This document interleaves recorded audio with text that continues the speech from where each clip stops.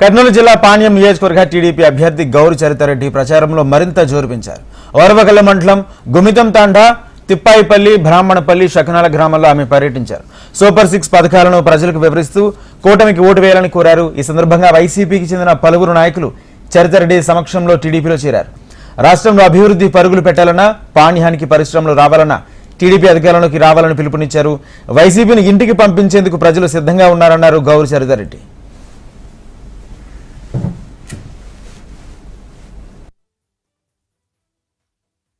13వ తేదీ ఎన్నికలు ఉన్నాయి. ఈ ఎన్నికల్లో మీరందరూ 2 ఓట్లు వేయాల్సి ఉంటుంది. ఎంపీ అభ్యర్థిని, ఎమ్మెల్యే అభ్యర్థిని ఎన్నుకోవాల్సి ఉంటుంది. మన నంద్యాల పార్లమెంట్ ఎంపీ అభ్యర్థిగా బైరెడ్డి శబరి గారు పోటీ చేస్తా ఉన్నారు. అలాగే ఎమ్మెల్యే అభ్యర్థిగా నేను పోటీ చేస్తా ఉన్నా.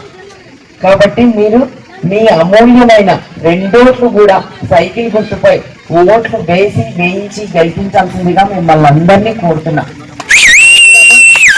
తర్వాత చంద్రబాబు నాయుడు గారు ముఖ్యమంత్రి అయిన తర్వాత తప్పకుండా చంద్రబాబు నాయుడు గారి దృష్టికి తీసుకెళ్లి దాని పరిష్కారం కోసం మేము కృషి చేస్తామని కూడా ఈ సందర్భంగా మీకు అందరికీ తెలియజేస్తా ఉన్నా.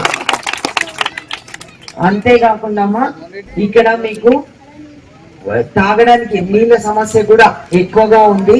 వాళ్ళు గ్రీన్ కో వాళ్ళు ఇది చేస్తాం అది చేస్తాం అని చెప్పి ఏది చేయట్లేదు. మేము చాలా ఇబ్బంది పడతా ఉన్నామని చెప్తా ఉన్నారు. 13